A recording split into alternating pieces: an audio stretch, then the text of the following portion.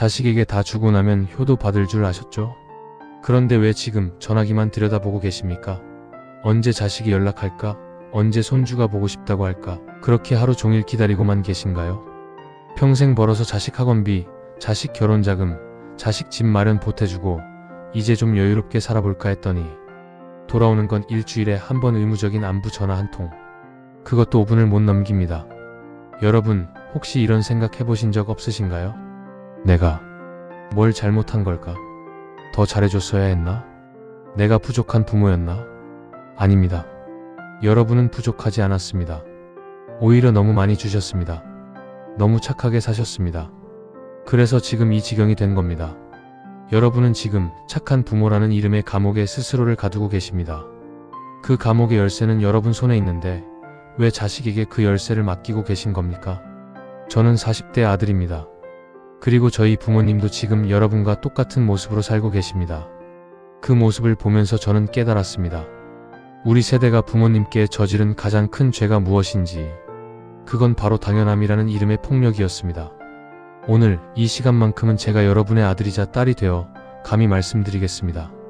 이제 그 당연함을 깨부수시고 당신의 노후를 당신이 주도하셔야 합니다. 먼저 냉정하게 진단해 보겠습니다. 심리학자 머레이 보웰은 가족 체계 이론에서 이렇게 말했습니다. 건강한 가족은 각자의 자아가 분화되어 있고 서로의 경계를 존중한다. 무슨 말이냐고요? 쉽게 말하면 부모는 부모의 삶이 있고 자식은 자식의 삶이 있어야 한다는 겁니다. 그런데 우리 한국의 부모님들은 어떻습니까? 자식이 태어나는 순간부터 내 삶자식의 성공이라는 등식을 세워버렸습니다. 내 꿈은 첩고 내 행복은 미루고 오로지 자식이 잘 되는 것만이 나의 존재 이유가 되어버렸습니다. 그렇게 20년, 30년을 달려왔습니다. 그런데 어느 날 자식이 출가하고 독립하는 순간 갑자기 트랙이 사라져버린 겁니다. 이제 뭐하지? 난 누구지?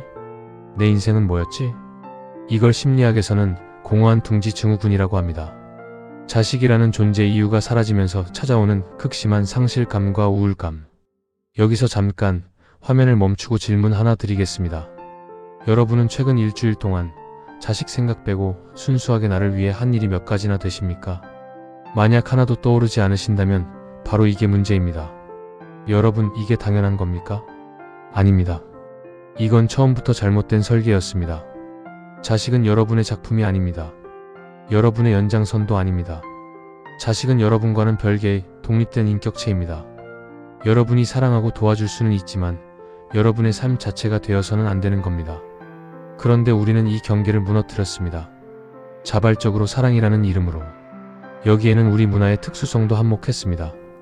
효라는 가치, 가족주의 문화. 이건 아름다운 전통이지만 동시에 칼날이 될 수도 있습니다. 부모는 무조건 희생해야 한다. 자식은 부모의 노후를 책임져야 한다. 이 두 명제가 균형을 이뤄야 하는데 현실은 어떻습니까? 부모의 희생만 비대해지고 자식의 책임은 형식적으로만 남았습니다. 왜 그럴까요? 경제학적으로 보면 답이 나옵니다. 우리 부모 세대는 고도성장기를 살았습니다. 열심히 일하면 자식 세대는 더 잘 살 거라고 믿었죠. 그런데 지금 자식 세대는 어떻습니까? 경기 침체, 치솟는 집값, 불안한 고용. 자식들도 자기 삶 꾸려가기 바쁩니다. 부모님 용돈 드리는 건 고사하고 본인들 노후 준비도 못하고 있습니다. 그러니 어떻게 됩니까? 부모는 주고만 했는데 자식은 받기만 했고 이제 와서 돌려받으려니 자식도 여유가 없고 부모는 그래, 내 형편도 어려운데 내가 어떻게 라며 또 양보합니다. 그렇게 또 눈치 보고 또 기다리고 또 외로워집니다. 자, 여기서부터가 진짜 중요합니다. 지금까지는 왜 우리가 불행했는지 알아봤습니다. 착한 부모 역할에 갇혔고 경계가 무너졌고 자식에게 모든 걸 쏟아부었기 때문이었죠. 하지만 진단만으로는 아무것도 바뀌지 않습니다. 이제부터는 어떻게 남은 30년을 왕처럼 살 수 있는지 그 비밀을 공개합니다. 그런데 여러분, 진짜 무서운 건 돈이 없는 게 아닙니다. 진짜 무서운 건 건강이 나쁜 게 아닙니다. 진짜 무서운 건 나라는 존재가 사라지는 겁니다. 자식 눈치 보느라, 며느리 비위 맞추느라, 손주 봐주느라 어느새 나는 어디에도 없고 그저 누군가의 엄마, 누군가의 아빠, 누군가의 할머니만 남습니다. 다시 한번 멈추고 질문드립니다. 자식, 손주 빼고 당신은 누구십니까? 당신의 정체성은 무엇입니까?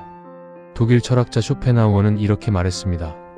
인간은 혼자 있을 때만 온전히 자기 자신일 수 있다. 그런데 우리는 왜 나이가 들수록 자식이라는 타인의 삶에 내 행복을 구걸하며 살고 있을까요? 왜 자식이 전화 한 통 안 하면 하루 종일 불안해하고 자식이 한번 짜증내면 밤새 뒤척이며 내가 뭘 잘못했나 자책합니까? 이제 그 구걸을 멈춰야 합니다. 그래야 존경이 시작됩니다. 그리고 지금부터 제가 알려드릴 방법을 실천하시면 당신은 남은 인생의 진짜 왕이 될 수 있습니다. 이 부분은 꼭 메모해두세요. 핸드폰이나 종이 뭐든 좋습니다. 지금부터 나오는 3가지 법칙은 당신 인생의 게임 체인저가 될 겁니다. 황금 법칙 1. 경제적 경계선을 다시 그으세요. 심리학에서 상호성의 원리라는 게 있습니다. 사람은 받은 만큼 돌려줘야 한다는 압박을 느낀다는 겁니다.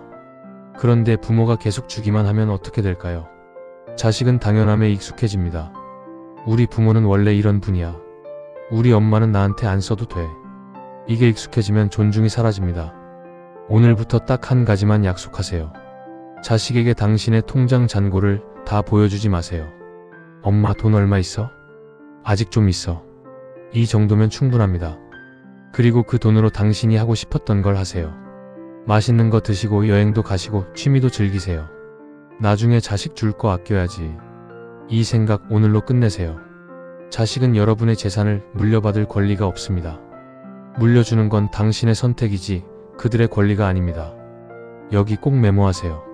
매달 최소 10만 원 이상 나만을 위한 사치 예산을 책정하세요. 미용실도 좋고 옷도 좋고 여행 적금도 좋습니다. 이 경계를 명확히 하는 순간 관계가 달라집니다. 황금 법칙 2. 말의 권위를 되찾으세요. 인간관계 전문가 헨리 클라우드는 이렇게 말했습니다. 경계가 없는 사랑은 결국 학대를 허용한다. 여러분, 자식이 부당한 요구를 할 때 거절해 보신 적 있으신가요? 엄마 이번 주말에 애 좀 봐줘. 당신은 몸이 안 좋은데. 엄마 이거 좀 도와줘. 당신은 약속이 있는데. 그럼에도 불구하고 그래 알았어. 라고 하셨죠? 왜요? 미움받을까봐? 나쁜 부모로 찍힐까봐? 아닙니다. 당신이 거절한다고 해서 나쁜 부모가 되는 게 아닙니다. 오히려 그게 진짜 어른의 태도입니다. 미안한데 이번엔 좀 힘들 것 같구나. 엄마도 약속이 있어. 이번엔 내가 알아서 해봐. 이 한 문장이 얼마나 어려운지 압니다. 평생 착한 부모로 살아오셨으니까요. 실천 과제 하나 드립니다. 오늘 저녁 거울 앞에서 10번만 연습해보세요. 미안하지만 이번엔 어려워. 10번. 하지만 이 한 번의 거절이 당신과 자식 사이의 관계를 재설정합니다. 아, 우리 부모님도 본인의 삶이 있구나. 우리 부모님도 감정이 있는 분이시구나. 이걸 깨닫는 순간 자식의 태도가 바뀝니다. 황금 법칙 3. 자식 전화를 기다리지 마세요. 혹시 이러고 계신가요? 아침에 일어나서 카카오톡 확인하고 점심 먹고 또 확인하고 저녁 되면 오늘도 연락 없네 하며 한숨 쉬시나요? 심리학자 칼 융은 말했습니다. 외로움은 타인이 아니라 자기 자신과의 단절에서 온다. 자식 전화 기다리는 그 시간, 당신은 당신 자신과 단절되어 있는 겁니다. 나는 왜 이렇게 외로울까? 가 아니라 나는 지금 나를 위해 뭘 하고 있나? 를 물어보세요. 취미를 찾으세요. 친구를 만나세요. 동네 산책을 하세요. 도서관에 가세요. 이 나이에 무슨 이라는 생각 버리세요. 80세에 그림을 시작한 모지스 할머니, 90세에 마라톤을 완주한 파우자싱. 시작에 늦은 나이는 없습니다. 다만 늦었다고 포기하는 마음만 있을 뿐입니다. 이것도 메모하세요. 주 3회 이상 나만의 활동 하나를 정하세요. 월요일 탁구, 수요일 서예, 금요일 친구 만나기. 뭐든 좋습니다. 자식 전화 오면 그때 받으세요. 하지만 그 전화를 기다리며 하루를 허비하지는 마세요. 당신의 하루는 자식의 안부 전화보다 훨씬 소중합니다. 여기서 잠시 제 이야기를 해도 될까요? 저는 40대 아들입니다. 그리고 부끄럽지만 저 역시 부모님께 당연함을 강요했던 자식이었습니다. 명절 때 내려가면 어머니가 차려주신 밥상을 당연하게 받아먹고 아버지가 용돈 주시면 됐어요 라고 거절하면서도 손은 받고 건강하세요 라는 말 한마디 남기고 또 올라왔습니다. 그러다 어느 날 어머니가 갑자기 쓰러지셨다는 연락을 받았습니다. 급하게 병원으로 달려갔을 때 침대에 누워 계신 어머니를 보는 순간 그제야 깨달았습니다. 아, 우리 엄마도 늙으셨구나. 우리 엄마도 아프시구나. 우리 엄마도 영원하지 않구나. 그날 밤 어머니가 잠드신 뒤 병실을 나와 복도에 앉아서 울었습니다. 펑펑 울었습니다. 왜 이제야 깨달았을까? 왜 매번 바쁘다는 핑계로 전화를 짧게 끊었을까? 왜 어머니가 요즘 어떻게 지내니? 라고 물으실 때 바빠요, 엄마라고만 했을까? 어머니는 제 성공을 자랑하고 싶어 하신 게 아니었습니다. 제 일상이 궁금하셨던 겁니다. 그냥 제 목소리가 듣고 싶으셨던 겁니다. 그런데 저는 그 작은 바람마저 귀찮아했습니다. 생각해보니 어릴 때 제가 엄마 하루 종일 불러댈 때 어머니는 한 번도 귀찮다는 표정을 지으신 적이 없었습니다. 제가 밤새 아파서 끙끙거릴 때 어머니는 한숨도 안 주무시고 제 이마를 닦아주셨습니다. 제가 학교에서 친구랑 싸웠다고 울면서 들어올 때 어머니는 당신 일 제쳐두고 제 이야기를 들어주셨습니다. 그런데 이제 와서 고작 몇 분 통화하는 것도 버거워하는 제가 정말 한심했습니다. 그리고 더 충격적이었던 건 제가 특별히 나쁜 자식이 아니라는 겁니다. 제 주변 친구들도 다 비슷했습니다. 부모님, 뭐 건강하시지? 명절 때 보면 되지. 전화? 한 달에 한두 번 하면 많이 하는 거 아냐? 우리는 언제부터 이렇게 당연해졌을까요? 부모님의 희생을, 부모님의 사랑을, 부모님의 존재 자체를. 혹시 이 영상을 보시는 분 중에 자녀분도 계신가요? 그럼 이 부분 자녀분께도 꼭 보여주세요. 부모님이 왜 이렇게 사시는지 자녀들도 알아야 합니다. 그래서 저는 오늘 이 자리를 빌려 말씀드립니다. 어머니, 아버지, 미안합니다. 당연하게 여겨서 미안합니다. 귀찮아해서 미안합니다. 늦게 깨달아서 미안합니다. 그리고 부탁드립니다. 이제는 저희 눈치 보지 마세요. 이제는 저희 전화 기다리지 마세요. 이제는 당신의 삶을 사세요.